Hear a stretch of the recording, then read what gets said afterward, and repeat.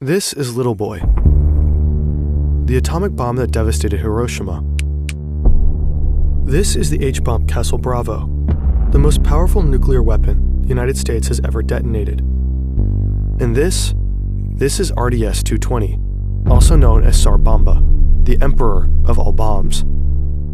It was built in the Soviet Union, and here it was called Big Ivan.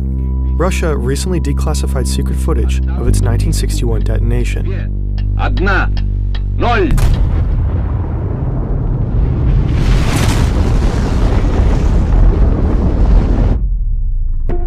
50 megatons, Tsar Bomba is the largest nuclear weapon ever detonated.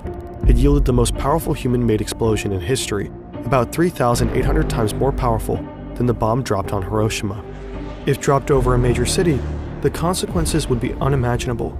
And if it weren't for a last-minute decision, it would have been twice as powerful, and perhaps twice as catastrophic. The lead physicist who engineered it was so unsettled by his creation that he devoted the rest of his life to campaigning against the nuclear arms race. This is the surprisingly unknown, terrifying story of Tsar Bomba.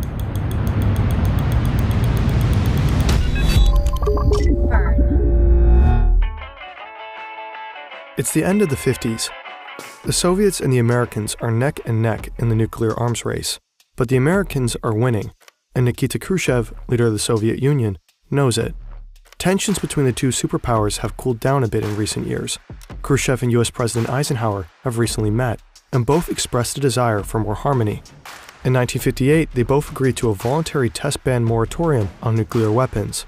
Worldwide, many are hopeful that a peaceful coexistence is on the horizon. In May of 1960, the Soviet Union and the United States are scheduled to meet in Paris for a summit. One of the main points on the agenda is disarmament. They hope to formalize a test ban treaty of nuclear weapons. Both leaders, and the world at large, are well aware of how existentially dangerous nuclear warfare is. But just a few days before the summit, it all goes south. Tensions bubble to a rolling boil when an American spy plane is shot down from deep within Soviet territory. The Americans claim that it was just a weather plane that's been blown off course, but the Soviets are able to present evidence that the plane was indeed used for espionage. The captured pilot admits he works for the CIA. The Americans' lie turns into a PR disaster for the Eisenhower administration. Khrushchev opens the Paris summit with an enraged rebuke of the United States. He demands an apology from Eisenhower. The US president refuses, and Khrushchev storms out. No treaty is signed. Khrushchev thinks he needs to show the world how tough and formidable the Soviet Union is. He's famously prickly, impulsive, and aggressive. A few years ago, he told Western powers, "History is on our side. We will bury you." Now is the time to put his money where his mouth is. Because of the temporary ban on testing, innovation efforts on both sides of the arms race have slowed. They're both focused on steadily growing their supply, building more bombs instead of developing new tech. Not all breakthroughs have to be destructive. Sometimes technology is being developed to help us, like Odoo's all-in-one platform, giving you everything you need to manage your own business. For example, Odoo offers a great website builder app. No tech skills? Don't worry, you won't need any. Simply follow these 4 steps. What type of website do you need? What colors match your style? Which pages or features should it have? What overall design do you prefer? Odoo takes care of the rest. You can fine-tune everything afterwards. You can drag text boxes wherever you need them. ChatGPT is built right in as well to help you write engaging copy. It can also handle translations if you want your site to be multilingual. You'll be online in no time.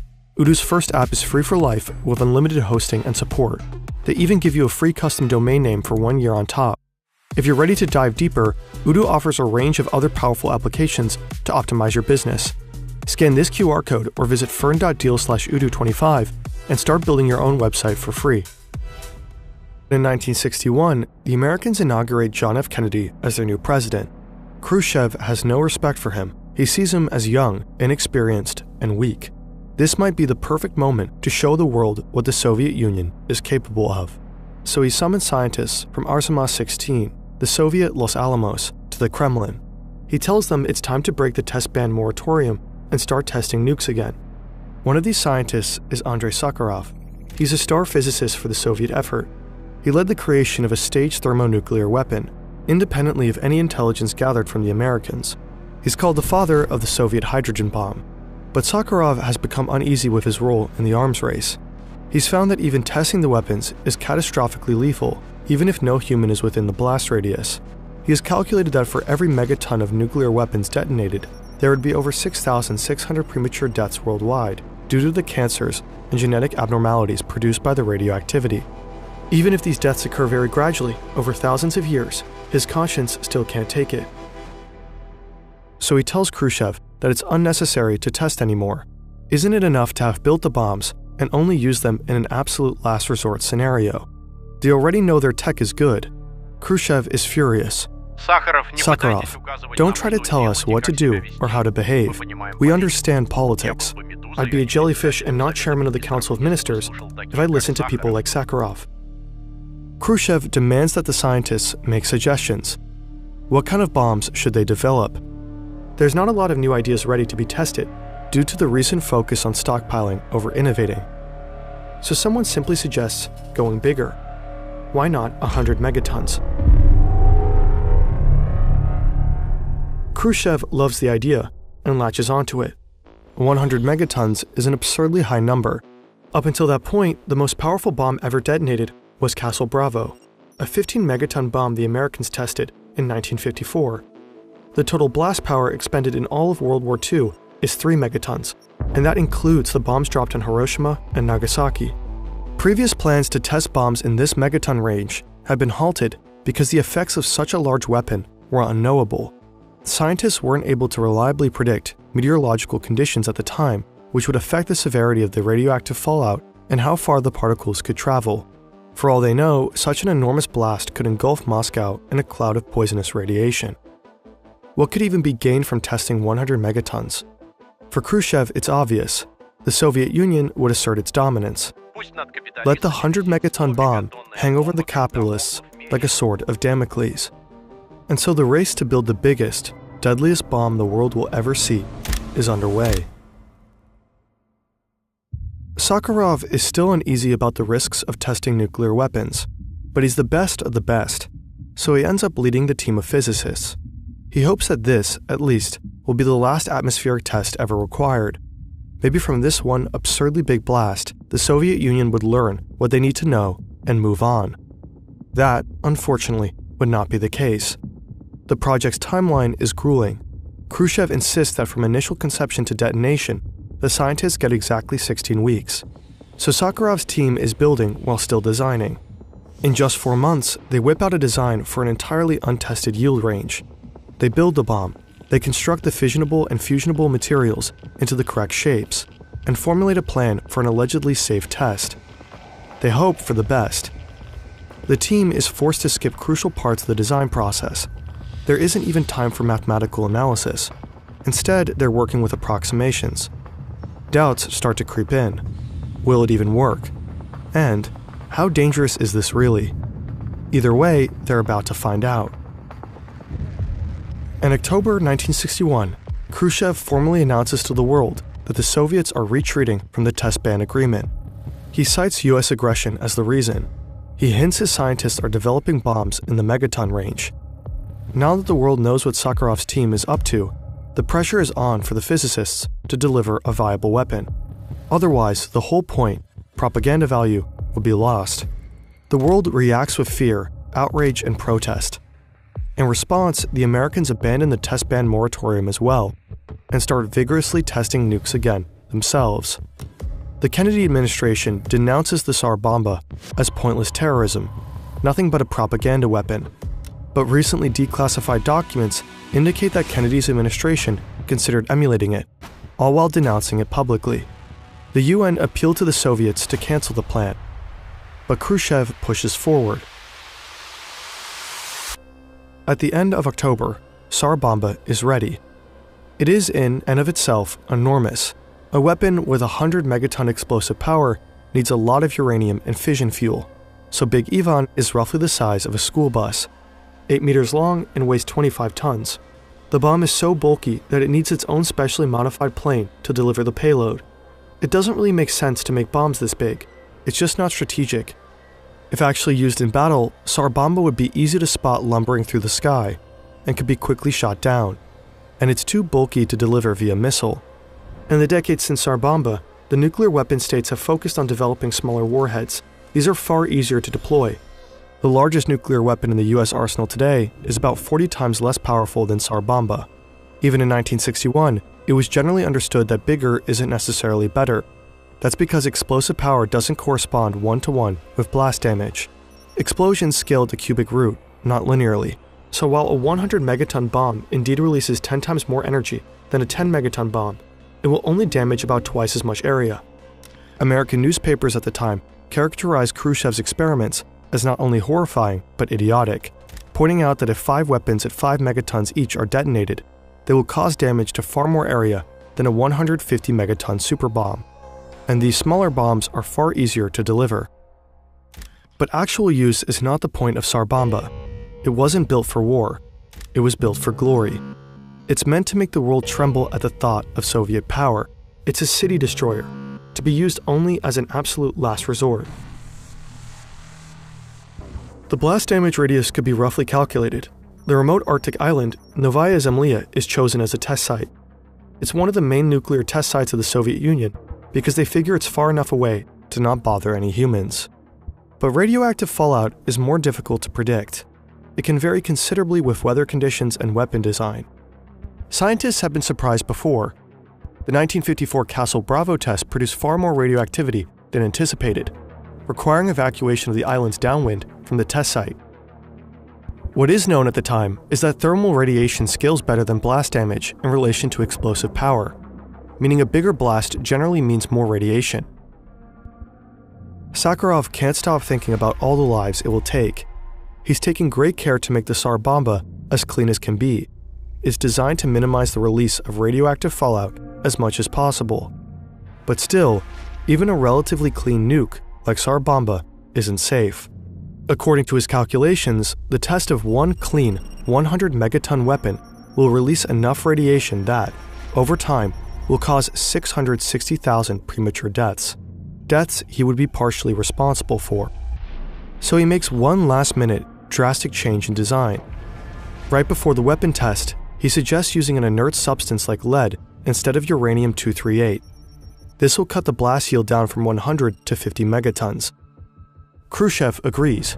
He's facing a lot of backlash, so scaling back might be politically smart. As long as the triggering device works and the bomb goes off, the world will still know Tsar Bomba is capable of detonating 100 megatons if the Soviets ever feel they need to in the future, just in case they ever need to take out New York City or Los Angeles all in one go.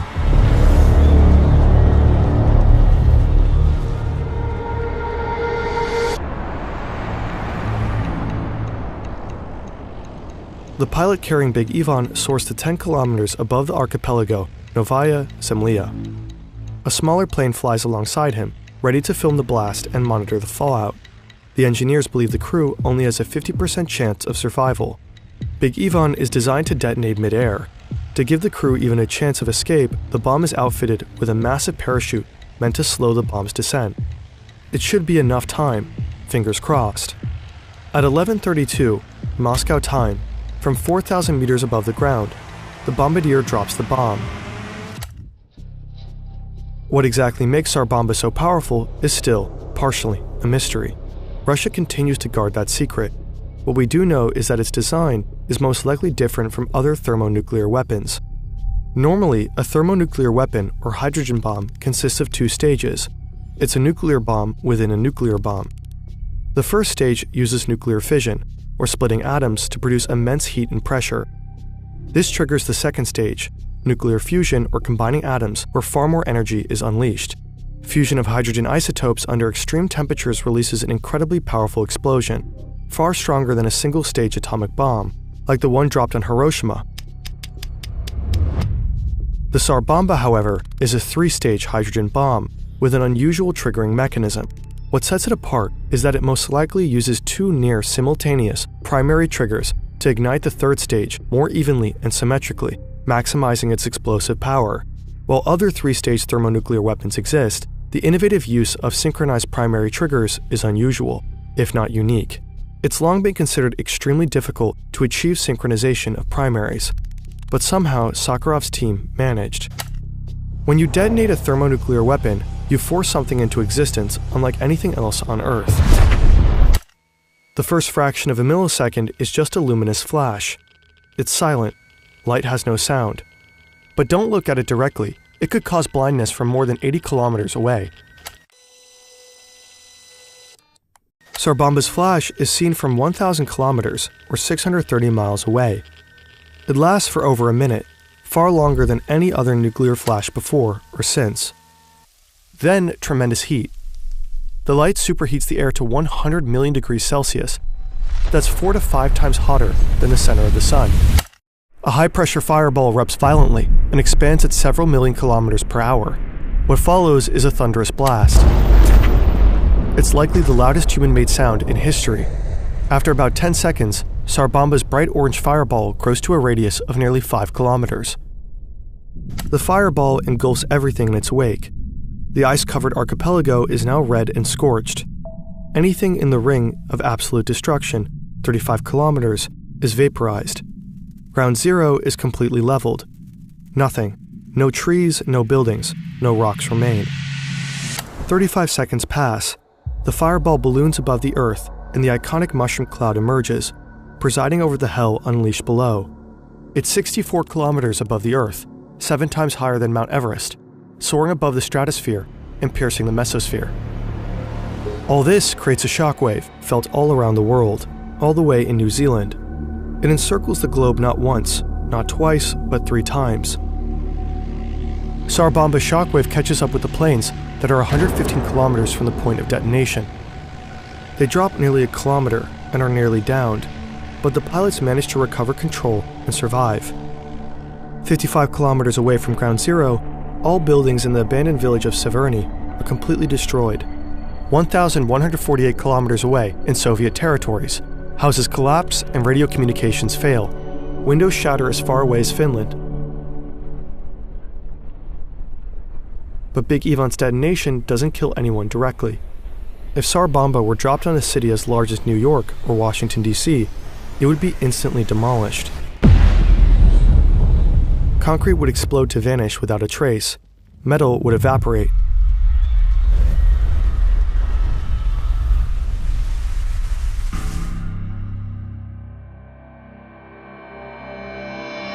Tsar Bomba's fireball never made contact with the ground, and so its radioactive fallout was relatively small compared with its yield.